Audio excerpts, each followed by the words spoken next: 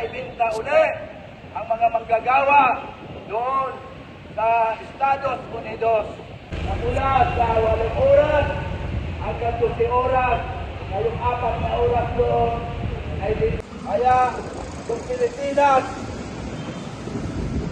ay ikahos dahil kultura itong si Trump. Kaya walang iniisip kundi kung gagawa ng mga mayan.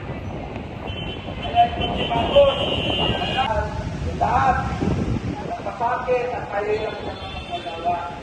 Kaya ito tuloy, ang gobyerno ni Marcos Jr.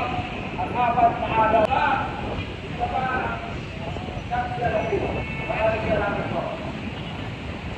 Sa manggagawang Pilipino, una sa lahat, ang kahit anong pagtaas ng presyo ng langis ay nagdudulot ng pagtaas ng presyo ng bilihin.